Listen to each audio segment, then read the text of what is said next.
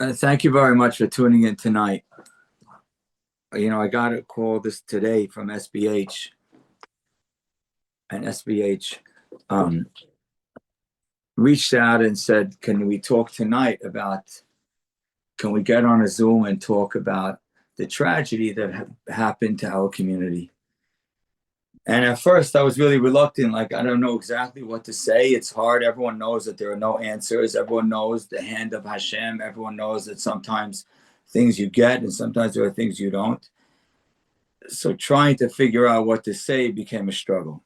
But I'm going to try tonight, if I can, to try and answer some of the questions that I think have been spinning around our head in the last 30 hours.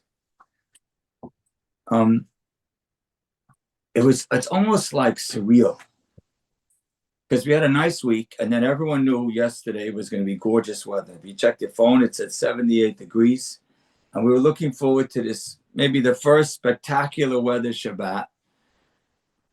And then, I know in my house what happened. I went upstairs after Shabbat meal, lunch, and I went upstairs to my room, and my wife comes on up to the room. My wife doesn't usually say negative words, even like, so she says, "Joey, something terrible happened." And like, that's not a word she'd use.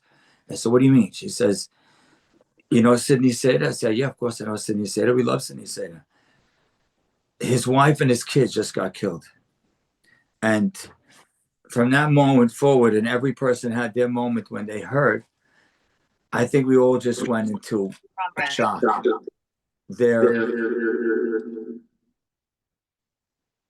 They're the most wonderful people, the most wonderful couple.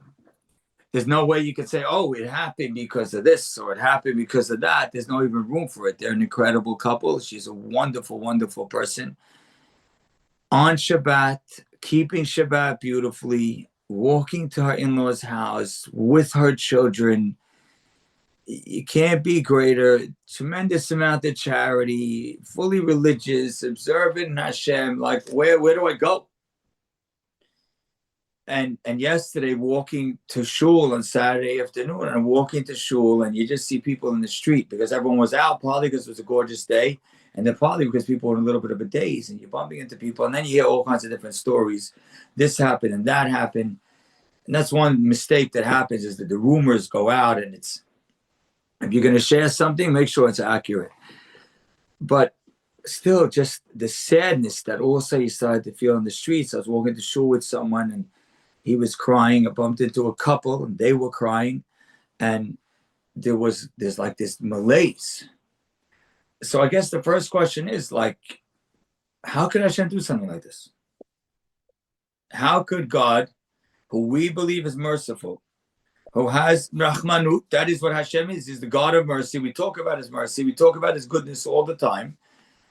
And yet, how in the world do you understand this? That's my first question.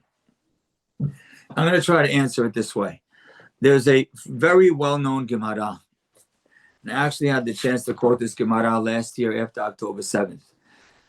The Gemara tells a story about the great Rabbi Yochanan ben Zakkai. Rabbi Yochanan ben Zakkai was riding on a donkey after the Beit HaMikdash was destroyed. And he was leaving Jerusalem, and the students were following him. And he sees this young girl. Ra'ari ba'achat, says the Gemara in Ketubot. He sees this young girl, and she's collecting barley from the waste of the animals of Arabs. She sees Rabbi Yochanan ben Zakkai, and she's not dressed well because she's incredibly poor. She has to take barley from the waste. She wraps herself in her overgrown hair, and she stands in front of the rabbi and says, "Rabbi, please give me something to eat. Rabbi Parneseni." He tells her, "My daughter, who are you?" She says, "Bat Naktimon ben Goyon ani. I am the daughter of Naktimon ben Goyon." So the rabbi says, "The daughter of Naktimon ben Goyon." He turns to his students. He says, "I was at this girl's wedding. The amount of money that went from her parents to his parents and his parents to her parents, this couple was incredibly wealthy." And he says to her, "What happened to you?" She says, "It was all lost, in part because of the destruction of the Beit HaMikdash." And then Rabbi Yochanan ben Zakkai says this famous statement. Bachar Rabbi Yochanan ben Zakkai, he cried and he said, "Ashrechem Yisrael, praise of the Jewish people. When we're doing Hashem's will, when Hashem puts us on top, no one can touch us because we're so high up. And when Hashem wants us, when we're not doing His will, so He wants us to be on bottom. He puts us in a low nation, not just in the hands of the low nation, but we're collecting barley from the waste of this low nation. What is Rabbi Yochanan ben Zakkai saying? Praise of the Jewish people that when we're up, we're very up. I get that. But how is that part of the sentence, that praise of the Jewish people that when we're down, we're very down? What does that mean? And the commentators give a wonderful and powerful and important explanation. You know, we're all used to the words Hashgacha Pratit, that Hashem controls the world. And we all think it means that Hashem controls the world to make everything work out well. You probably have heard stories online and read it in books of someone who had bitachon and Hashem and everything worked out the way they wanted. That's not what Hashgacha Pratit means. Hashgacha Pratit means that God is watching over the world, and He's in a fine way and in a detailed way, He controls the world fully. Rabbi Yochanan ben Zakkai's comment is, God is in complete control, good and bad. That means when something works out well, you could see clearly it's the hand of Hashem. And when something works out not well, you could also see the hand of Hashem. That means if you go back, let's say to October 7th, there's no logical explanation from a military standpoint, from a technology standpoint, from everything, the advancement and sophistication of Israel that didn't make any sense, that thousands of Arabs could come over the border and wreak havoc on our country. You know when it doesn't make sense? It's the hand of Hashem. Ashrechem Yisrael, that when something good happens, we could see it's the hand of God. And sadly, when something bad happens, we could also see it's the hand of God. Yesterday, you could see it's the hand of God. Nothing about it makes sense. A mother walking in the street. There were tens of thousands of mothers walking in the street. And Hashem decided that this should happen in this way. The fact that it's a Jewish girl driving in a car on Shabbat that went to schools in our community, and that this horrific thing that happened is so difficult and therefore so clearly the hand of God. That means that as believing Jews, and if you choose not to fully believe today, I understand. If you want to be a believing Jew means everything is the hand of Hashem. When things work out right and when things work out wrong. You know, we have this perception that life is supposed to be happy. Maybe we got the perception from the United States Constitution or Declaration of Independence, when we're supposed to be, everyone has the right to liberty, freedom, whatever, and the pursuit of happiness. Life, liberty, and pursuit of happiness. Jews are not here for the pursuit of happiness. Everything in life is not just necessarily happy. Hashem runs the world, and there are difficult things too. Just as much as all of the miracles that we've seen, just as much as splitting the sea was God, and just as much as leaving Egypt was God, the destruction of Beit HaMikdash was also God. That means sometimes Hashem runs the world with things that work out well, and sometimes Hashem runs the world with things that work out difficultly. And yesterday we saw a difficulty that was clearly the hand of God. So the first step, you say, how does Hashem do this? That's a misunderstanding. We think that Hashem runs the world and everything works out the way we want. That's not how Hashem runs the world. Hashem runs the world with complete control. And Hashem runs the world in a way that we are challenged. Sometimes we're challenged by great things, and sometimes we're challenged by difficult things. And there are times that Hashem says, I need my nation to go through something difficult. Why? We almost never know. But Hashem decided to destroy the first Beit HaMikdash and the second, and World War I and World War II and the Holocaust and October 7th and 9/11. These difficult things that have happened. Hashem sometimes brings difficulty because He runs the world, not where everything works out easy. I'll bet you if you look in your life, you have miracles where you've seen the hand of Hashem work out where you can't believe it. Like miraculously, your daughter got married, or you got a job, or you have a new account, where you saw literally the hand of Hashem where things worked out incredibly well. And if you're honest with yourself, you probably at times saw the hand of Hashem where things specifically, uniquely, almost miraculously didn't work out well. Because Hashem is running the world his way. And running the world his way means Ashrechem Yisrael. Praise to the Jewish people. That sometimes we see the hand of God when things work, and sometimes we see the hand of God even in tragedy. Rabbi Yochanan ben Zakkai was saying the fact that this wealthy girl, the daughter of Nachdima ben Goyon, is collecting waste collecting barley from the waste of Arab animals is so clearly the hand of Hashem. And when you know it's so clearly the hand of Hashem, that itself is comforting. So yesterday was clearly the hand of Hashem. If you're paying attention, you could see it. It's so clearly the hand of Hashem. Not the hand of Hashem the way it's easy to tell. Not the hand of Hashem like we're going to want to write it in a book. Not the hand of Hashem that's going to be some inspiring way to send a speech. Not the hand of Hashem that you're going to have this story that you're going to want to forward to all your friends. Look how everything worked out perfectly. No, the hand of Hashem means he runs the world his way, not our way, not the way that we understand best. So sometimes the hand of Hashem tells us, wow, that worked out exactly right. And sometimes the hand of Hashem says, I want this to work out specifically, miraculously, quote unquote, in a difficult way. Because Hashem runs the world that way. And it's through the good and the difficult. It's through the up and the down. It's through the fun and the challenging that we as a nation have guided to this place. No one could ever say they know why October 7th happened. But anyone who's paying attention could say that October 7th did something to bring the Jewish people to this point. Maybe it created unity, maybe it created growth. October 7th was a part of Hashem's plan to get us to be what we need to be. Yesterday's event was the same thing. Praise of the Jewish people that we always see the hand of Hashem.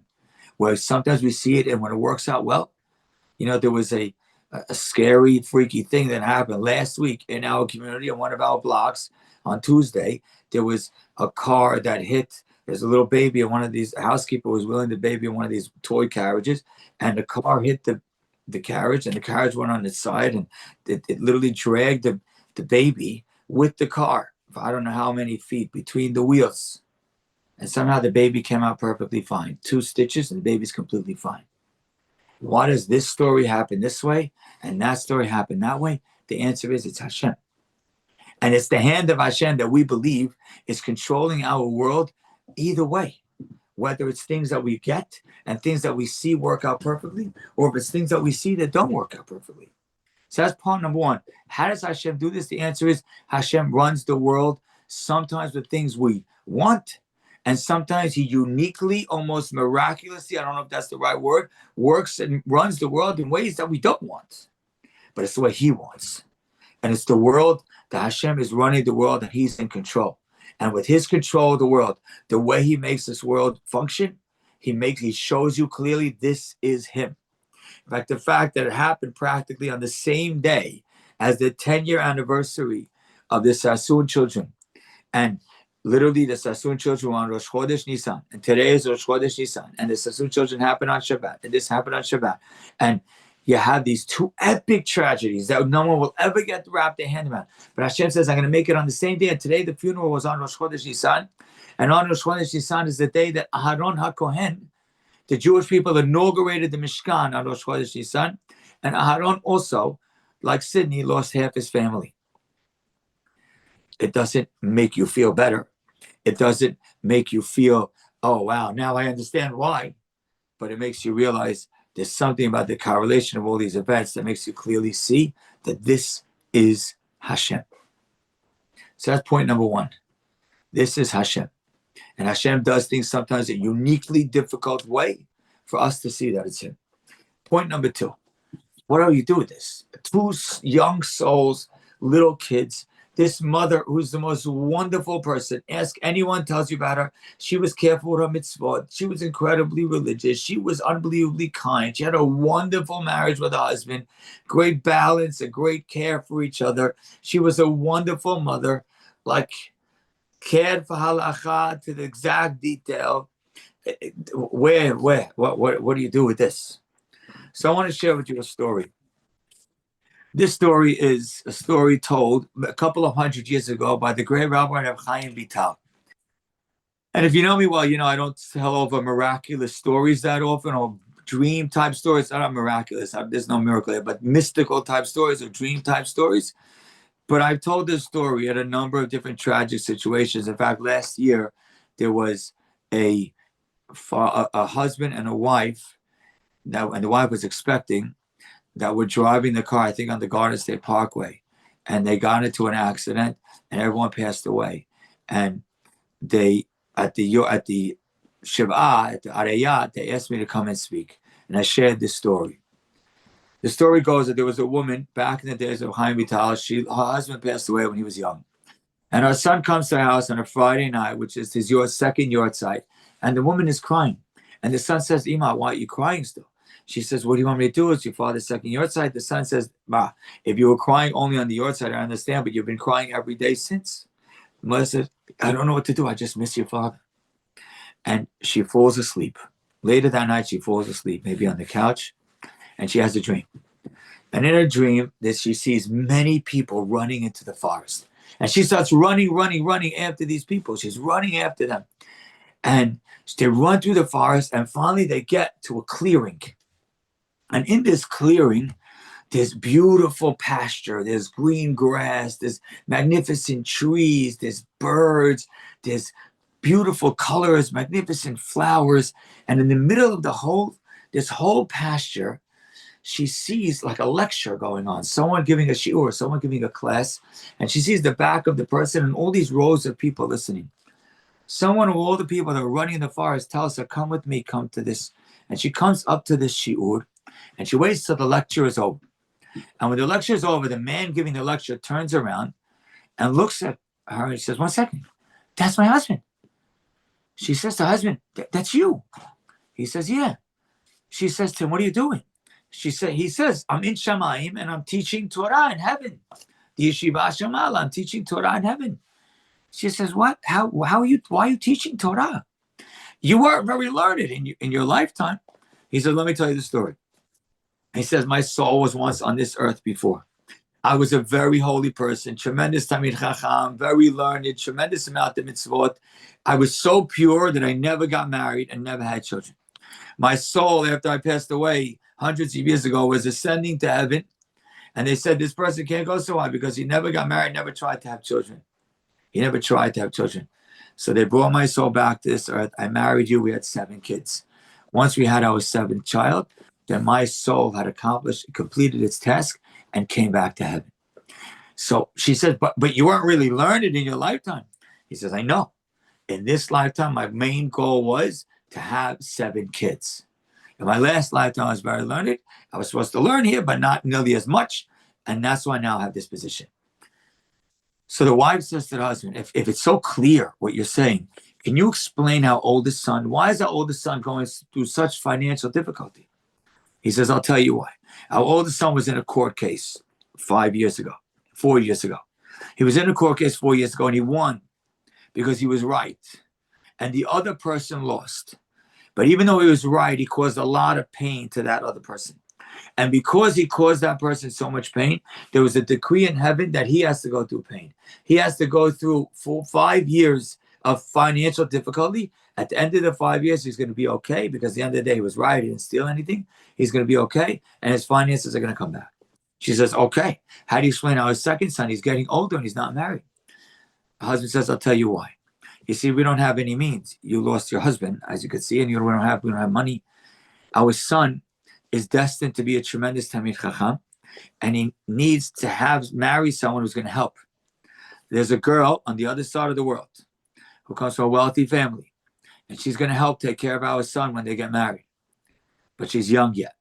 In a few years, she's going to be of age, and our son's going to be taken care of for the rest of his life. So now the wife says, okay, you're explaining everything, but how do you explain our 2-year-old son tragically dying? The husband says, okay, come with me. And they go back into the next forest, and they're running through the forest. They come to another clearing, and this one's even more magnificent. Beautiful trees, gorgeous rainbows, beautiful birds and flowers and butterflies. And in the middle of this whole open, gorgeous field is this big, tall throne with pillars surrounding it of gold and silver. And sitting on the throne is her baby son. She tells the husband, what's he doing here? He says, I'll tell you what. His soul Our son was on this earth. His soul was on this earth once before. And he was a tremendous person, lived a perfect, great Talmid Chacham life, but he lived when he was born during a war. And for the first couple of years of his life, he was taken to a Gentile family and nursed and fed on kosher milk. So everything else in his life, he did Torah, mitzvot, beautiful family, everything he did perfect. But when he was coming to Shemayim, they said for 2 years, he ate unkosher. He can't go to the places in heaven where he deserves. So his soul had to come back to this earth. And for 2 years, so that you would nurse him kosher milk. And you fed him this kosher milk. And for 2 years he perfected his soul and he could go back to heaven. She says, okay, but now can you explain to me why it happened so tragically? Someone drunk killed our son. That's literally the story. Here's the paper. Someone drunk killed our son. How do you explain that? He says, I'll tell you why. Hashem wanted to bring a decree on our whole community. Hashem said, I could either bring a decree, God forbid, on the whole community, or I could take the life of the 2-year-old boy that I was planning on taking anyhow, and do it in such a way that it's so difficult and so tragic that it shakes the whole community. And instead of bringing a decree on the whole community, I bring a decree on just that one boy that was anyhow his life was supposed to end, and it'll shake everyone and inspire everyone to be what they need to be. Then he tells his wife, you see, everything here is worked out. Everything in Shamayim is clear. Because you were my wife. Because you were this baby's mother. Your portion of Olam Haba is great. I need you to go back to this earth, to the earth, wake up and live life as best you can. Because your portion of Olam Haba is incredible. Now again, if this is the first time you ever hear me, you say, well, that's a whole, I'm not a big dream person. I'm not a Gilgul person. But the beauty of this story from Reb Chaim Vital years ago, in the times that Arizal, Reb Chaim Vital, is that every soul is perfect. Obviously, Hashem decided that these 3 souls should be put in the same family. And he knew that one soul was going to leave the earth at this age, and another one at that age, another one at the next age. And he knew these young ages in their 30s and their single digits. And he knew that each soul has a purpose. And the little girl had the purpose, the next daughter had the purpose, the mother had the purpose, and they accomplished their purpose on this earth. And Hashem said, I could either take them in a way where it wouldn't shake anybody, or I could take them in this epically tragic way that an entire community, the entire Flatbush, the entire Brooklyn, the entire Jewish world, the entire Syrian community for sure are shaken by it. And maybe that will move them. So Hashem has a perfect plan for everybody. The souls that left this earth, I don't think there's much crying over them. They were here for a specific amount of time. Obviously, human nature is you cry, and you're allowed to cry. You're supposed to cry. But in reality, if we were able to see the world with just reality, the reality is these souls were on this earth, accomplished their powerful purpose, and ascended to the highest places of heaven. The pain is for their father. Their pain is for their brothers. Their pain is for their grandparents. Their pain is for their aunts and uncles. Their pain is for their cousins. Their pain is for all their friends. Their pain is for the whole Syrian community. Even if you don't know them well, everyone, we all feel like we're Sidney Seder's brother today. I feel like the entire community walked around the last day and a half in a daze. As I knew I was supposed to speak this, I said, I need to prepare. I couldn't even prepare because we're just in a daze, and you go to the funeral and you just, when is the funeral? And then the funeral and the parents and these such wonderful people, and you hear so many wonderful things. So A is Ashrechem Yisrael, that we always see the hand of Hashem. And that itself, in a teeny way, is consoling. The second thing is that every soul is given a purpose. And these kids were given a purpose too. The next question is, so what do you say? How do we feel for this father? I don't think there's anything he could have done better in his life. He gives charity to an unbelievable amount. He's a good man. He's close to rabbis. He studies Torah. My brother-in-law learns with him. Rabbi Blumenthal learns with him endlessly. He's just he's a good guy. Like if you see him in the street, there's no airs. He's a good person. He's even helps people that don't need help. He's just a wonderful person. The only thought I could say is this, and again, I apologize if I'm saying the wrong thing. I'm not an expert. I'm just giving a thought, and I think I'm supposed to end soon, but I just want to say one more thought after this. Last week I happened to be in someone's house she wanted to make an event in 5 towns for women single moms, and she started telling me about her father. And she says her father, and it was funny the date. She says I didn't even know what day I was going to get you, and the person who was in charge of got you this day. She says, and I knew I wanted to do it in memory of someone, but I didn't know in memory of what. She says, and then something unbelievable happened. So what do you mean? She says, my father was a man named Benny Fishoff. Benny Fishoff was a Holocaust survivor. He lost all his siblings and his family, the entire family in the Holocaust. I said, wow. She says, well, Benny Fishoff did not, Benny Fishoff never knew when to celebrate the your side of his family. So he had a younger brother who passed away and he knew this Benny Fishoff was saved because he got a visa from a Japanese dignitary who saved maybe 2,000 Jews. I think his name was Sagihara or something like that. And he was saved and he went to Shanghai. While he was in Shanghai, he got a message that his younger brother had passed away. And his younger brother passed away on Chaf Adar Bet. So Chaf Adar, he considered as his whole family's yortzeit. He would later go to Vilna and see a security guard there who told him that his whole family was taken to Treblinka, to the death camp, actually on Yom Kippur. But he went to Moshe Feinstein, this Benny Fishoff, and he asked Moshe Feinstein, when should I consider the yortzeit, Yom Kippur? He said, no. Chaf Adar is what you were keeping. It should always be Chaf Adar. The woman said to me, it's weird. I might have been the first time she ever had a class like this in her house. She said, this class that we're doing in my house, that was a date that you chose, not me, happens to be, it's Chaf Adar. She says, and I'll tell you more. She says, my father had the opportunity, Benny Fishoff, was to dedicate the art school Gemara Masechet Ketubot. And there are many shots in Gemara. It's a famous Gemara, maybe one of the most learned books in the world today, outside of the Chumash. And he dedicated Ketubot. And he dedicated it in memory of his whole family that had passed. And art school did the Gemara based on the Daf Yomi schedule, based on the Daf Yomi cycle.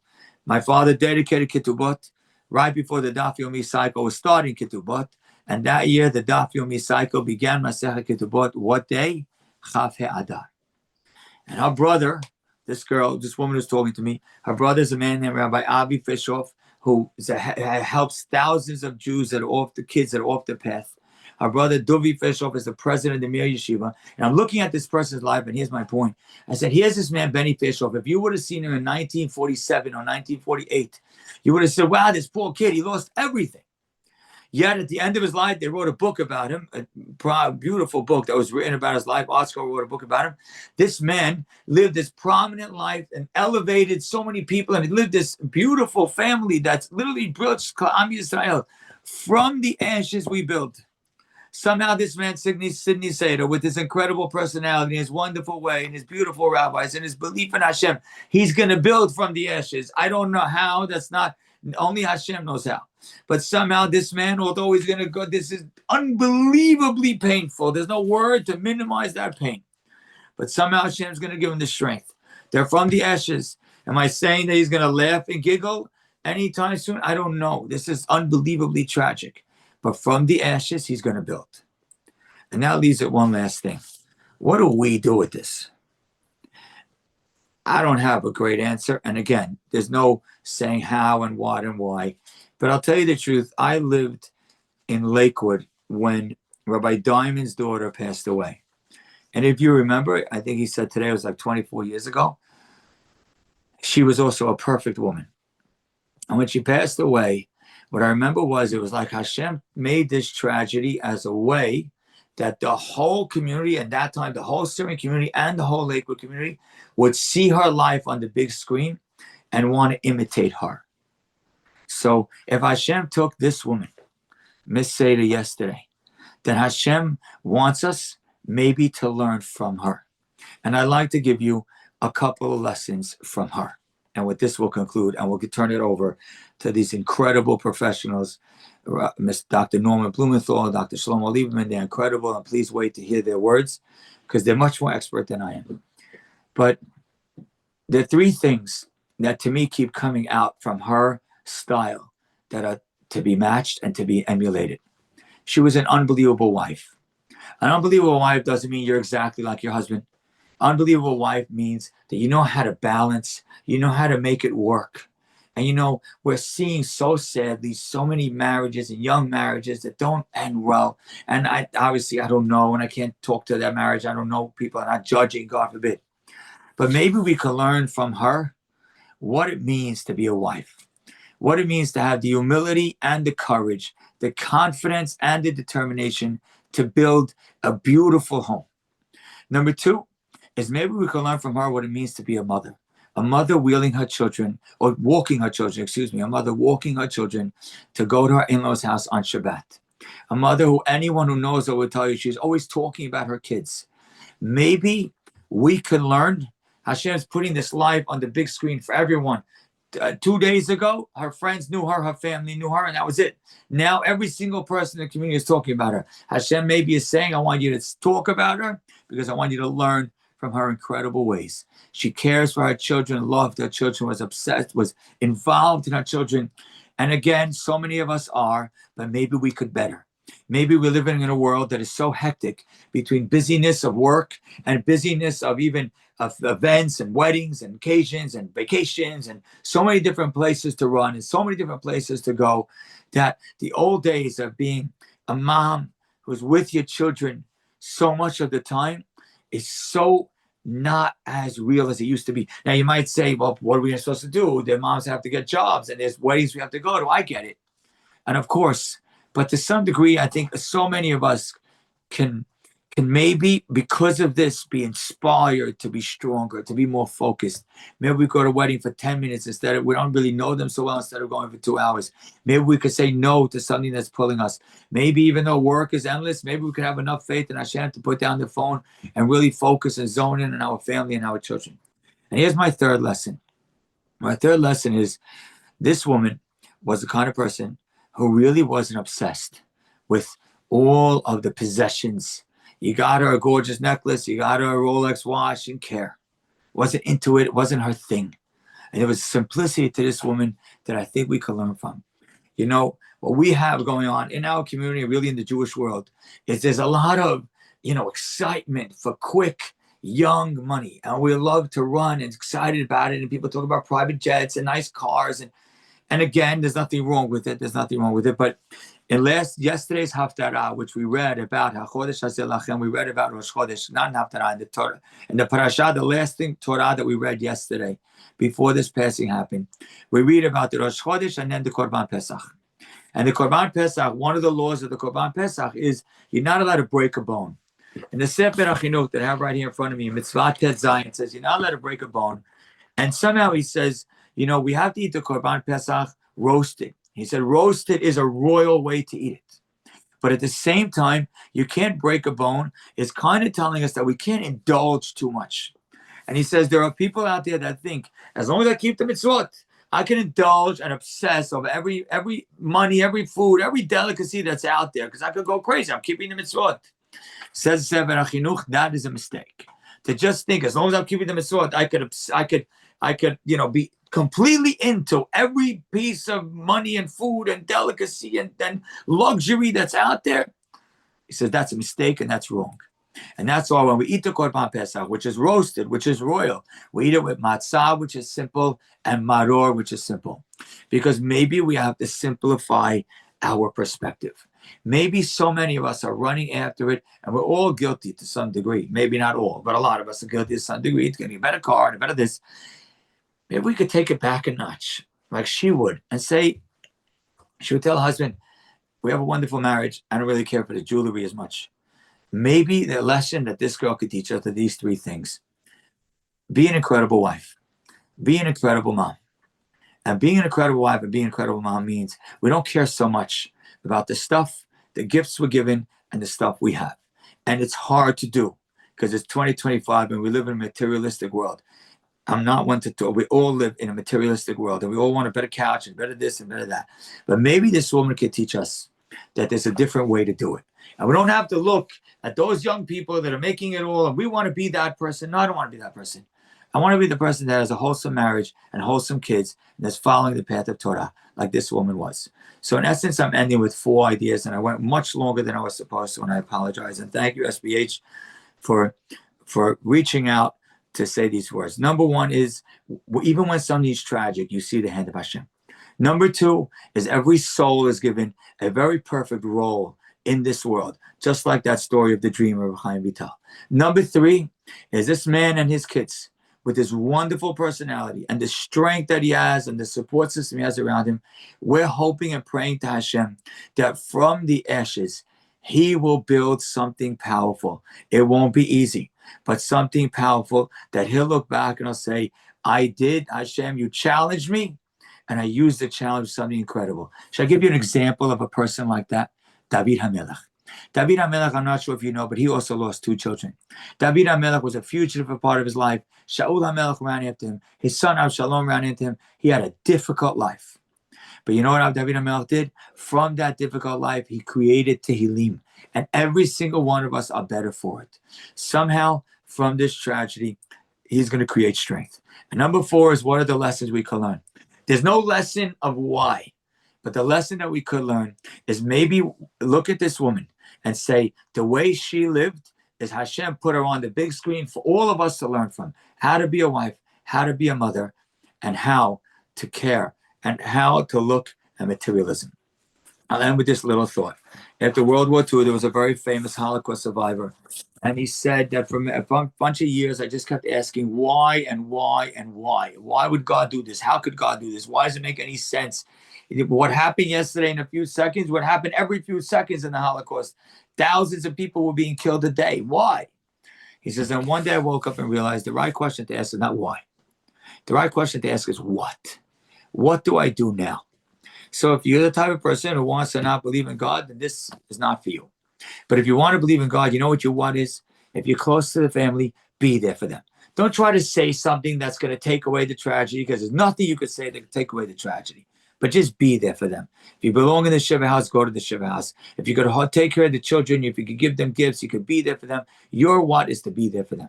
If you're not close enough to family to be there, then your what is to grow from this. Because part of what will elevate these neshamot and part of what will strengthen this family that survived is our ability to grow from it. If our what becomes powerful, then that's going to give Sidney and his children strength. That's what's going to give this family power.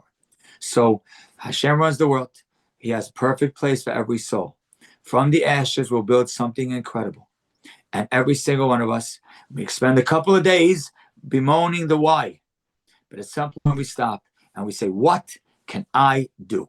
How close am I? If I'm really close, there's something else I could do. If I'm not as close, there's something else I could do.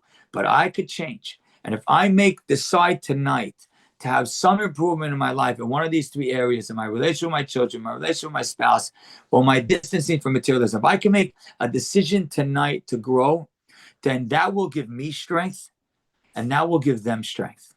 And if we answer the what, then we can turn to Hashem and say, Hashem, I have no idea how you run the world and why you run the world the way you do. Sometimes we see incredible things, but so many times throughout our history, we see difficult things. But we trust you, and we know that when you challenge us, we grow. Because we're not busy too much with why. Maybe we spend a couple of days. But after that, we're empowered and strengthened by what? And hopefully through our strength, we'll give the Seder family strength. And B'ezrat Hashem, Hashem will bring Nechama very soon. And maybe this will be the year that on Pesach, Mashiach will come and all of our pain will go away and the world will be a clear place.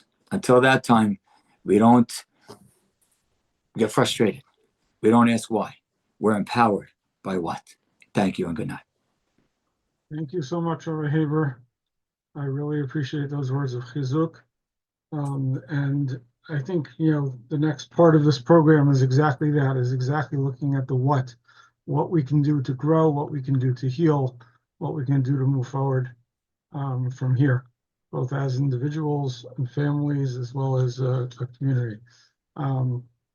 Dr. Blumenthal, I want to invite you to, I know you spoke last night, and you were eloquent. If you want to add just a little bit, and then I do have questions coming in live, and that I will share with you the questions, and hopefully we can answer some people's questions. All right. Thank you very much, Rabbi Lieberman, Dr. Lieberman, and also special thank you to Rabbi Haber with his rishus that I'm speaking. I also thank Rabbi Haber for reminding me why I never went into the rabbinate, because to tackle this kind of tragedy from a rabbinic and theological perspective is it takes a great deal of courage and eloquence, which I lack. And so I thank you for all the help that you've just offered us. Much of what I want to say covered last night, so I'm not going to add much. Maybe just to sort of position ourselves where the community is right now. And also, by the way, I'm obliged to say that I'm coming here under the auspices of Ohel, where I run the trauma and bereavement team, and I do want to extend heartfelt condolences, obviously, to the Seda family, but also to the entire Syrian community, from our presidium of Mel Zachter and Jay Kessenbaum, our CEO, David Mendel, and the entire staff. And having consulted with them, I know how palpably all of us feel the pain and the suffering of the individuals in the family. At this point, well, we're at a slightly different place, or the community is a slightly different place. There's been the funeral. I know that they're going to Eretz Israel for the Kurah. But there's a transition takes place at this juncture. The initial response, especially to a tragedy like this, is to have a traumatic response, is shock and disbelief. And the trauma very often dominates even the grief, because trauma is a very intense, powerful reaction and eclipses the grief, which is more a type of emotion that sinks in and takes a while to resolve. So as now the funeral has passed and the Kurah is about to take place, there's a transition taking place for probably many of you where you're shifting from that initial shock is maybe subsiding. This reality that's almost incapable of internalizing, it's literally mind-numbing, is becoming part of your history, is becoming part of your understanding of the world. And now the absence of this, I've come to hear now, this very remarkable woman and those very really angelic-like children, their absence is now being felt. And the grief will probably become more dominant as the shock and horror subsides. As I mentioned last night, I want to remind you not to be afraid of your emotions. It's not a sign of weakness. Nobody's going to develop a depression just because what happened, but we're going to be profoundly sad. There's a difference between sadness and depression. And this sadness is just being human. One of the hats that I wear is I teach in the YU Smicha program. And I teach a course on bereavement. And what I do is 1 week I lecture and 1 week I bring in someone like Sydney Sada, who had an unthinkable, very difficult loss. And in the last class, I bring in a couple that lost a son to suicide. And they presented their story, and the young men get a chance to interact with them and talk to them. And someone asked the mother, is there anything in Torah? Is there anything from Chazal that gives you strength? And this is not a Rebbitzin, and this is not someone who goes around lecturing and writing books. But she said something very profound. She said, yes, Sefer Bereshit. And she said, our Avot Nimahot, they didn't move mountains. They didn't walk on water. They were extraordinary, but regular people. And they had every tzara that you can imagine. They were uprooted. There were wars. There were abductions. There was death during childbirth, family strife. You name it, they had it, and they had every emotion under the sun. Also,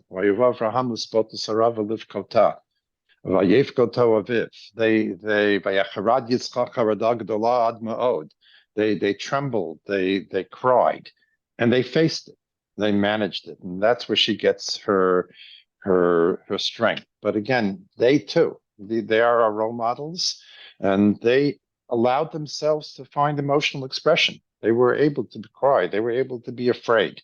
They were able to be angry. So we have to stop being afraid of our humanity. We have in our community this misnomer that strength. Stoicism is strength. So, oh, he was so incredibly strong, he didn't cry. That's not strength. Strength is facing the enormity of the loss, facing how frightening and how traumatic it is, and then addressing it and dealing with it much in the way in which Rabbi Haber just described. So please, let's remember not to be afraid of our humanity, not to be afraid of our vulnerability. It is through our vulnerabilities that we grow. And then again, I must implore you, please, please, I know how tempting it is, but please do not try to help the family, help Sydney and the other family members to be less sad. It's just, you can't do that. HaKadosh Baruch Hu is the only one who can do that. And that's not what he needs. He doesn't need that. Even the Torah that we heard now, in terms of trying to understand it, that works for us who are experiencing it secondhand. But for the people who are experiencing it firsthand, that's not what they need to hear. They need all of your love. They need your concern.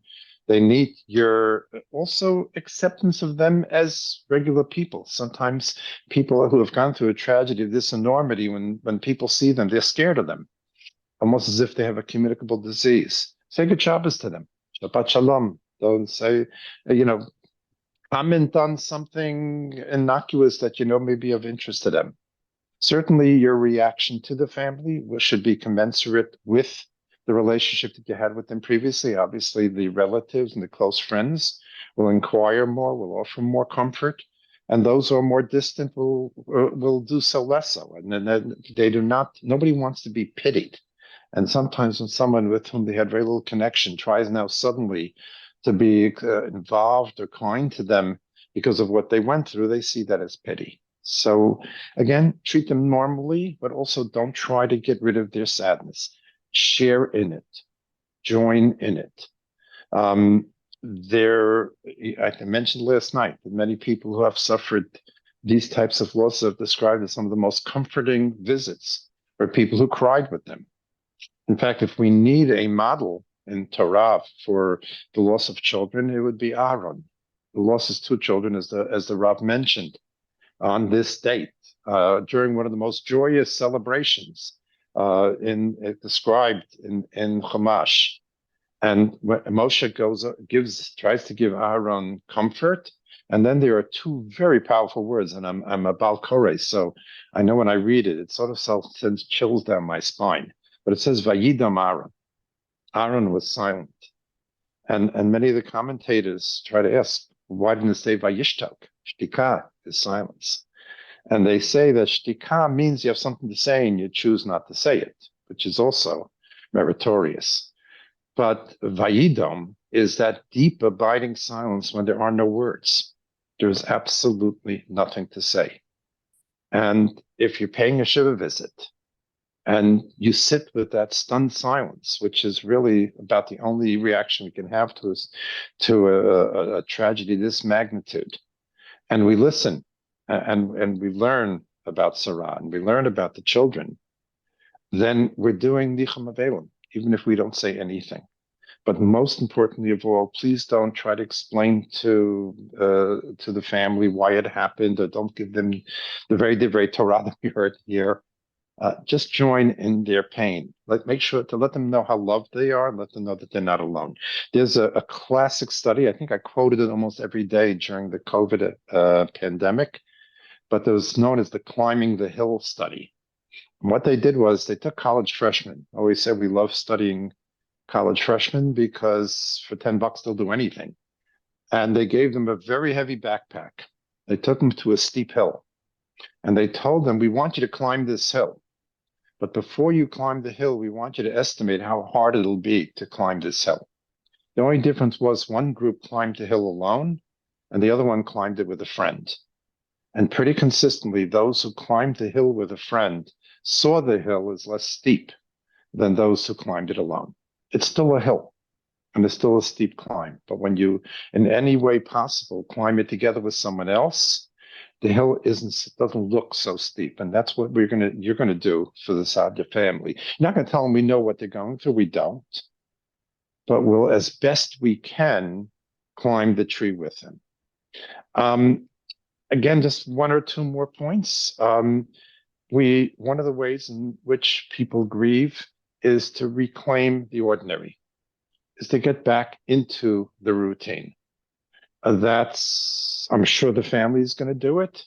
And there is something incredibly comforting about just regular life, just getting up, preparing breakfast, making the peanut butter and jelly sandwiches for the kids, driving carpool, cleaning up the house, going to your job, doing the ordinary. Because what happened on Shabbat was so out of the ordinary, was so traumatic, that one way to derive comfort for everybody here is to try to reclaim the ordinary. Rav Haber referenced the Holocaust. My mother is a survivor of 7 concentration camps. She survived with her mother and a sister miraculously. And after about 6 months in the DP camp, they went to Sweden. Sweden took in a number of refugees after the war. And they were given an apartment, and they were given a set of dishes and pots and pans so they could cook. And they had to. I was once sitting with some relatives, and I was telling them this story. It's almost like it's like an amusing story. But what happened was they had these pots and pans. They had to total them. So right next door was a farm. The farm had a pond. So they went with their pots and pans to the farmer, and the farm. They didn't speak Swedish yet, so they're trying to communicate. They can't find a common language. And the farmer thought they wanted to milk the cows. They wanted milk. So he tried to take them to the cow shed. And they kept pointing to the pond. And he kept trying to take them to the cow shed. They kept pointing to the pond. And finally he gave up, and they walked into the pond, and they dumped their pots and pans and walked back. And he was standing there scratching his head, completely bewildered. So I told it as just a cute story, a funny story of somebody witnessing our rituals and how it made no sense. And at one point, one of my relatives looked at me and said, "You realize what you just told me? They just survived 7 concentration camps, and they're totaling pots and pans." And that's what we do. We reclaim the ordinary. And one last point, actually related to this as well. And again, this was said so eloquently by the Rabbi, so I'm not sure I have much to add to it. But even though we reclaim our routine and even things get back to ordinary, first of all, never, never, never, ever forget Sarah, forget the children. Make sure you retain their memory. We spoke about that last night. It's so important. It's such a nechama. Remind the family that you're still thinking of them. And somehow or another, we have to be different. An event of this magnitude, like as Rav Haber said, like October 7th, has to change us. So we do something rather paradoxical. We reclaim the routine, but we try to take ourselves to a different level. We try to do something different, so that we in a way we chip away a little bit at the pain of the tragedy by somehow growing and becoming different people. And last but not least, this is a communal tragedy. Obviously, it's much more a tragedy for the family, but this is on many dimensions that were alluded to, in terms of who the driver was, in terms of the anniversary of that unthinkable event 10 years ago. This is a communal tragedy, and people in the community, and we in Klal Yisrael in general, have to take care of each other.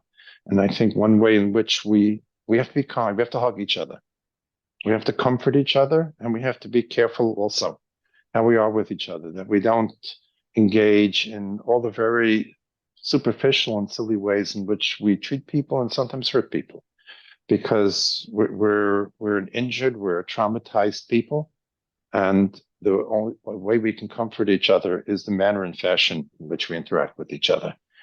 So with that, I'll conclude, and let me hand it over to you, Shlomo, to see what questions I can answer. Yeah. So there are a number of questions, some of them alluding to what we've discussed already. Somebody asked a very profound question, which I think we've answered, but I just want to mention the question. People mentioned that we need to learn from this, and what exactly do we need to learn from this? I think we've all said that we need to learn how to do something special, different, further for ourselves, and grow from this as a person and a community. So, I think that's something that we've all talked about tonight. Another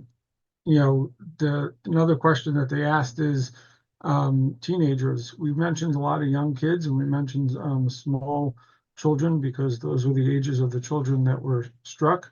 But I think, a question about, teenagers being able to process this and understand this, and all the questions, that come up in life, How do I know that I'm going to wake up tomorrow, even, for teenagers? How do we talk to our teenagers about it? Okay, so there are several issues that would be, and we alluded to them last night, that would be classic for teenagers. First of all, the teenager has a cognitive capacity to think in concepts, and the teenager also can tolerate the notion of unanswered questions. Also, the teenager is at an age where they very naturally and normally start questioning some convention. Obviously, in extreme cases, you get an extreme rebellion, but for most of your children, and most children are healthy and functioning, but they go through a stage where they want to try to assert their individuality. They want to start asserting how they are different. So they will question convention, and they will question situation that occurs. So the unanswerable question of why bad things happen to good people, or the tzaddik v'ralo, rasha v'tovlo, which is, as we have a tradition, and again, Rabbi Haber is in a much better position to explain that than I am, but we have a tradition that Moshe asked that of Hashem, and Hashem was not told him, he can't give him that answer. But that part is going to be very much on the minds of the teenagers. Why would someone so special, why would a family that's so special, as we just heard tonight, have to go through so much suffering? But the benefit we have is that we can address it as an unanswerable question. I mentioned last night the famous line from the Kotzker Rebbe that I can never believe in a God I can understand. Hashem, by definition, has to be mysterious. If we could figure him out, he wouldn't be Hashem. And we can have those kind of conversations. That's not to say maybe an adolescent in the throes of a very severe rebellion will really go to town about this. That could be, but he or she will go to town about anything. And if it is an extreme, then I would, instead of going into it here, I would encourage you to reach out to the SBH staff and they'll assist you with it. Another aspect of teenagers is their capacity to empathize. I didn't go into it as much last night, but I'll explain it now. Jean Piaget, who was one of the early researchers in terms of how children think, did an interesting study. He set up like a movie set with different views. There was a post office and a train station and apartment buildings, whatever it would be. He placed the child at one end and he placed himself at the opposite end. And then maybe they communicated through some device because there probably was some distance. And he asked the child what he saw. The child described what he saw. Then he said to the child, now tell me what I see. And the child had to transpose himself from where he was to where Piaget was and see the world from his vantage point. Cognitively, that capacity develops in adolescence. The pre-adolescent really can't do that. And that is why the capacity to empathize develops during adolescence. By the way, it's also why identity is part of adolescence, because your identity is how someone else looks at you. But because of that capacity, and especially when any child, when they have a new capacity, they sort of overplay it. So they'll empathize, and they'll empathize with Sydney, and they'll empathize with the parents, and maybe even imagine what those last seconds might have been a terror for the family, and they'll think about it more and more. And then if they're on social media and they're sharing it with one another, it can take on a contagion. So sometimes this would be particularly true of adolescent girls. They can almost get carried away. When I have to go to a high school after tragedy, as I do from time to time, I make it very clear to them and that we have this circumscribed time to process this tragedy. We have this circumscribed time to grieve. But once that's over, we go back to our studies, we go back to our routine. We honor the deceased by going on living. And that may need to be communicated to adolescents. In terms of the human vulnerability that is reflected in the story, now again, because they can empathize with it, they may feel it more. But there's no harm in our being reminded, or using this as an opportunity to remind ourselves that life can be very fragile, and that we have to be grateful for every day that we get up in the morning and say Modani. Now, we can't obsess with that, because then we won't leave our room. But from time to time, to think about that, to ponder it, maybe during the tefillot of Rosh Hashanah and Yom Kippurim, that might be a time to remember this tragedy and to remember what we're praying for. Thank you. There's a number of different questions about helping people sleep after this. Apparently, people are having trouble whether they're having trouble or their children are having trouble, actually getting to sleep at night. Is there any tips or advice you can give for that? Well, if somebody has some suggestions, it would help because I'd like to be able to sleep at night also. Um, I think again we mentioned this yesterday, and sleep is particularly difficult because if you think about it, during the day you're busy. Whatever, even when something like this happens, but the day demands your focus, your attention. It's when you're about to go to sleep that you can start reflecting and you can start thinking. And that's when obviously events like this may come cascading into your consciousness, and it would be hard to sleep. And frankly, I think in this immediate aftermath of this tragedy, the fact that people can't sleep is to their credit. It shows their concern, it shows their connection. I think our children can know that as well, that the inability to sleep is a reflection of the cohesiveness of your community and the closeness we feel. Ultimately, and I think I mentioned this last night, even people who are grieving an immediate relative, we visit grief. We don't remain obsessed, we don't remain buried in it because we wouldn't be able to function. And it's in the nature of life that we remember it, we remind ourselves, we go there, we cry, we feel for the family, we do something positive as a way to help us heal and the community heal, but we also go on with our regular lives. So we may have to work on ourselves and in turn teach our children that in the immediate aftermath, it's very understandable. But ultimately, we do this process of remembering, but also reclaiming the routine, reclaiming the routine of life, and that's part of that is going to sleep. Now, for children, I will tell parents, sometimes when extraordinary events occur, then extraordinary measures are needed.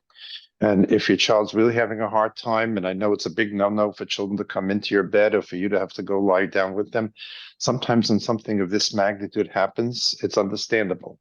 And you may take some of those extraordinary measures. If you decide to do so, and you as the parent know what's right, make it very clear from the beginning that this is time limited. You could say to a child maybe having a hard time falling asleep after what happened, that I'm going to give you a week of falling asleep in mommy's bed or something like that and carry you back to bed. But after Shabbat, we're stopping this. So because after a while, it's kind of nice and it will be perpetuated even beyond the time that it's needed. Okay, so a similar question, but a little bit different, is a natural, you hear the story and a natural fear of driving or a natural fear of even crossing the street can come from that. And, as parents as well as ourselves, I guess, how do we help ourselves continue back into normal life and not get stuck in that fear? Sure. Well, it's very interesting when not so long ago, when the government funded schools to have security precautions, Jewish schools, because of the frightening rise of anti-Semitism. One of the things that they got funded to do was do intruder drills or active shooter drills, which are pretty scary. And so obviously they hired a security firm to tell the teachers and students what to do and how to protect themselves. But they asked us at Ohel to come in and try to address the emotional piece, the potential trauma of hearing something like this. And it was very interesting because, and we hadn't anticipated this, but I could divide the children into three groups. There were those children who were made very anxious by this, particularly, by the way, and I think it's worthwhile knowing, the gifted children. All the children are gifted, but the intellectually precocious child who would read into things. And many of them were quite anxious, and our job was to calm them down. And then there was the children who took it in stride. They remembered what was told. They maybe experienced a modicum of anxiety, but an appropriate amount of anxiety, and were able to learn the lessons. That was the majority of children. And then there was a subset we hadn't anticipated, which were the kids who were not scared enough. The kids who are making a joke out of it. Usually those are some of the more dysregulated children, the kids with ADHD or who are, don't like to be made anxious. And they were not, and we had the job of trying to make them anxious because this is serious. And if something, God forbid, like this would happen, they have to know what to do.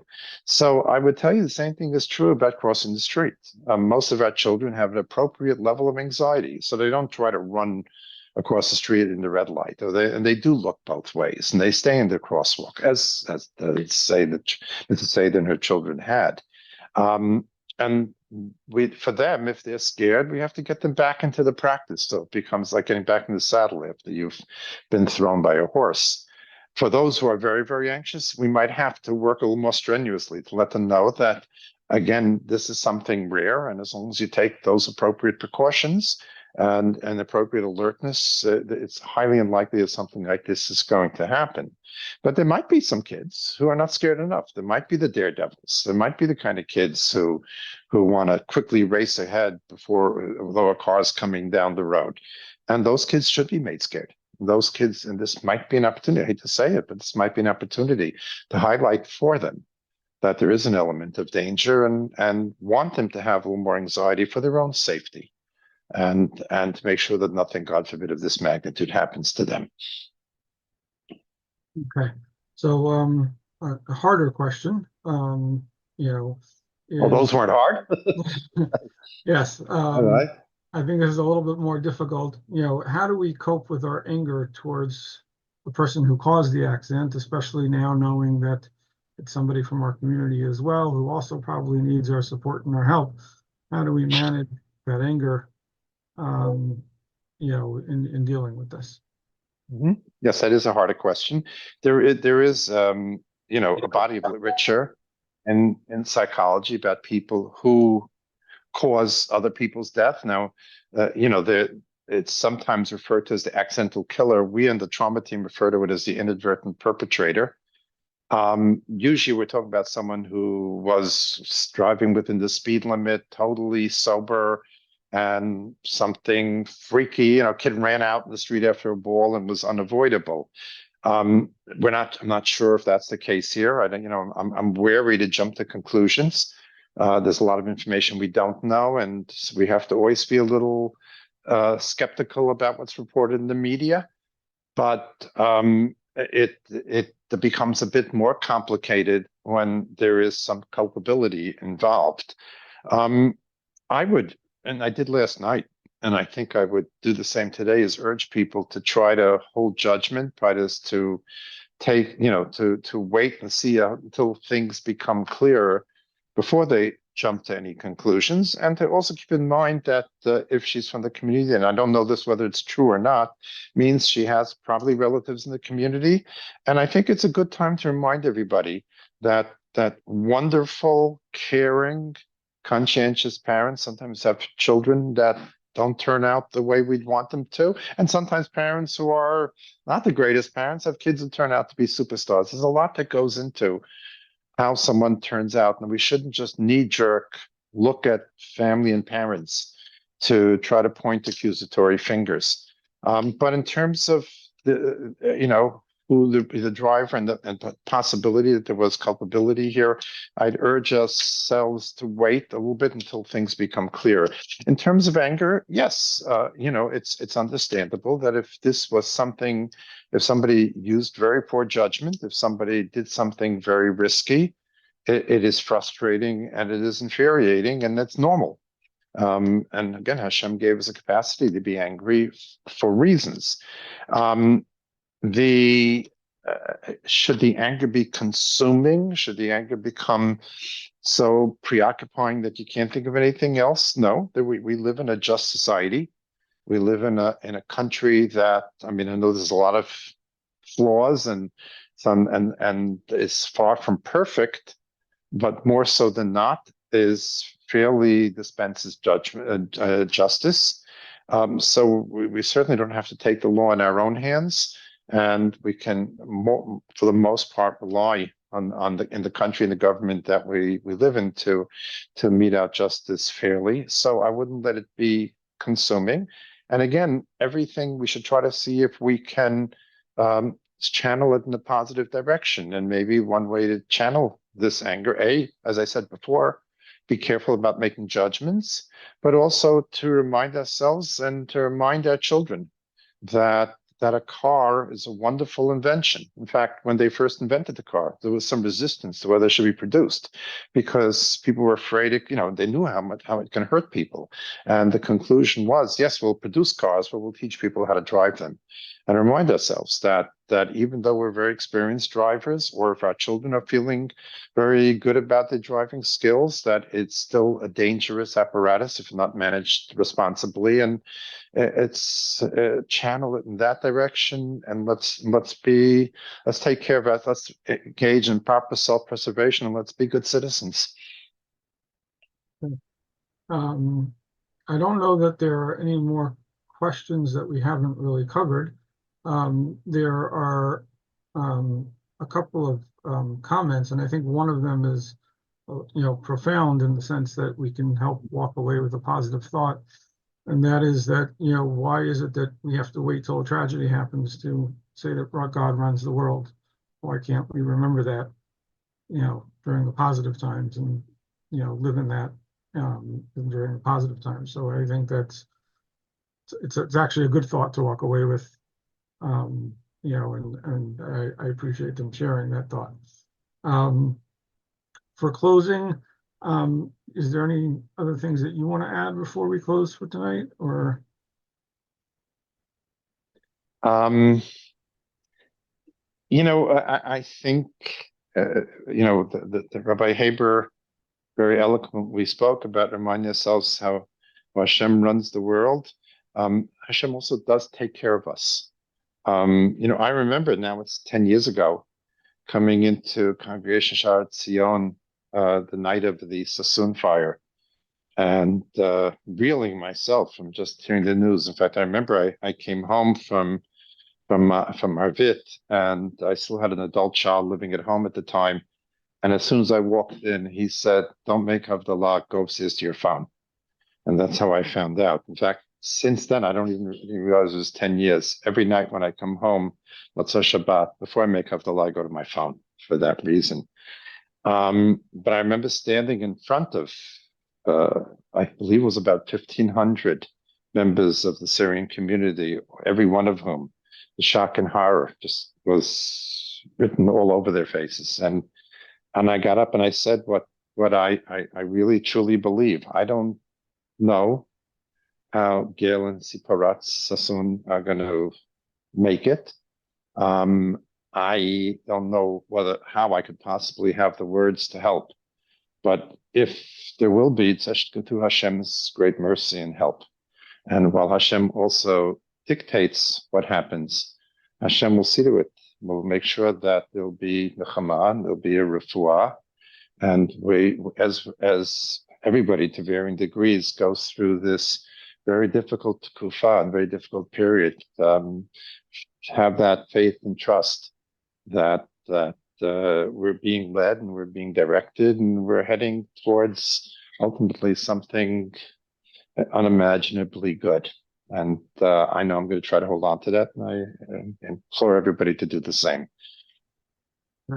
So I just wanted to mention that again, SBH is opening up drop-in counseling, no files, no paperwork, 1 or 2 sessions just to debrief and talk about your feelings. You don't have to be drowning in order to pick up the phone. You can, if you just feel like you need somebody to talk to, the number is 718-787-1300. We'll be there for you. If there are even groups of people that would like to talk about it, we've met with groups today, and we will continue to do so.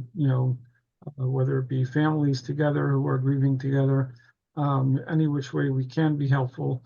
Might I just add that the SVH team has full permission to give anybody my contact, my cell phone, my contact information. I'm in very good hands with them. We work together very closely, but if for some reason someone wants to speak to me, I give them full permission to share my information. Thank you. Thank you so much. Okay, so I want to thank you again for being here and for working with us and for always partnering with us. And we look forward